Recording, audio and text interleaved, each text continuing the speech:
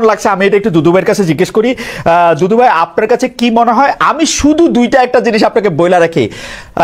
মাহকামাল ভাই, এই পর্যন্ত সরকার আসার পরে যা কিছু হয়েছে বিএনপি চায় না এরকম কোনো কিছু না। আমি খালি আপনার মনে করা দিতে চাই, এই বৈষম্য বিরোধী ছাত্রদের আন্দোলনের মধ্যে এটা হয়েছে, তারা প্রেসিডেন্টের সরাতে চাইছিল, পারে নাই। তারা সংবিধানের প্রোক্লেমেশন দিতে চাইছিল, পারে নাই, কারণ বিএনপি চায় নাই। আওয়ামী লীগের নিষিদ্ধ করার প্রশ্নে বিএনপি চায় নাই বলে তারা এটা করতে পারে নাই। বিএনপি এখন মানে কি বলে ডিফেক্টো ক্ষমতায়। তারেক সাহেব যেদিন ইচ্ছা দিনে আসতে পারে। তারেক সাহেবের বক্তব্য মানে কি বলে, আগে বিসমিল্লাহ পরে সুবহানাল্লাহ পয়রা প্রচার করা হইতেছে সবগুলি সরকারি জায়গায়। আমি তো এরকমই দেখতেছি যে তারেক সাহেব অলরেডি ইন পাওয়ার।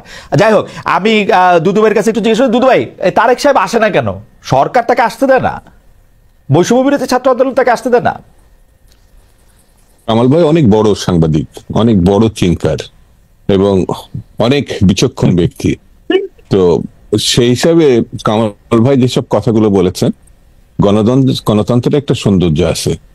আমি একাও যদি একটা বিষয় ভাবি, সেটা আমি বলতে পারি, ভাবতেও পারি, চিন্তাও করতে পারি।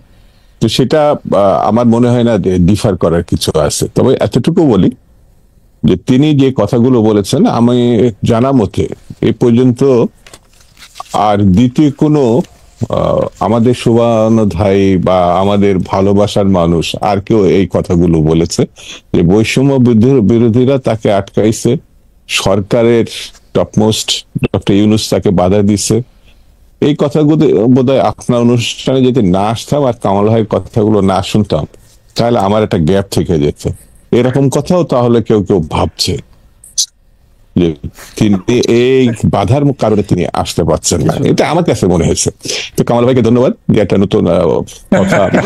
আপনার অনুমতি নেই কি আমি একটা প্রশ্ন করতে পারি? কামাল ভাইয়ের কথা কিন্তু খুবই লজিক্যাল, কারণ এই পর্যন্ত বিএনপি তারেক সাহেবের না আসা পর্যন্ত সম্পর্কে যে যুক্তিগুলি দিচ্ছে একটা যুক্তিও ঠিক না।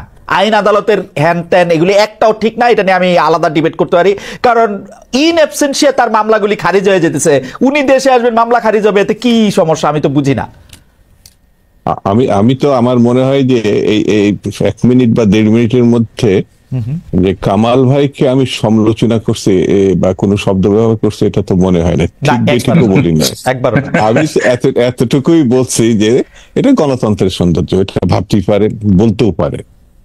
সত্যমিতা আগামী দিনে এটা নির্ধারণ হবে, এখনই এটা ঠিক করা দরকার নেই। আর 2 নম্বর হচ্ছে বিএনপির পক্ষ থেকে যেটা বলছে, উনি আমাদের এই মুহূর্তে বিএনপির সর্বোচ্চ নেতা। কিছু কিছু ব্যাপারে তো তার নিজস্ব কিছু সিদ্ধান্ত থাকতে পারে। সব সিদ্ধান্ত সবার সঙ্গে একেবারে ভেঙে তারপরে সিদ্ধান্ত নিতে হবে এমন কথাও নাও থাকতে পারে, কিন্তু সর্বোচ্চ নেতা। তো তিনি, আমার মনে হয় এই জিনিসগুলো দেখছেন না, বুঝছেন না, জানছেন না, এটা আমার মধ্যে ঠিক না। এবং তিনিও ফিল করছেন, এই যে যেটা কামাল ভাই বললেন যে তার সম্বন্ধে কিছু নেগেটিভ কথা ছিল, ধরেন 2 থেকে 5 পর্যন্ত, সেটি এখন শুধু মানুষ অবিশ্বাসী করে না, সেটা কাটিয়ে তিনি জনপ্রিয়তা, আমি বলবো আমার নেতা বলে বলছেন, যতগুলো বিবৃতি, বক্তব্য, উপস্থাপনা সবগুলোই গ্রহণযোগ্য পর্যায়ে তিনি নিয়ে গেছেন। তার গ্রহণযোগ্যতা যে পর্যায়ে এখন বর্তমানে, এটা কামাল ভাই নিজেও বলেছেন, আমি তার সঙ্গে এটা একমত। তো আমার এই ক্ষেত্রে বক্তব্য, কেন আসছেন না, একটু অপেক্ষা করি আমরা। আছে না, কিছু জিনিস তো প্রধান নেতার হাতে ছেড়ে দিলাম, তবে আমার দৃঢ় বিশ্বাস তিনি খুব অল্প সময়ের মধ্যেই আমার এই দেশে ফিরে আসবেন।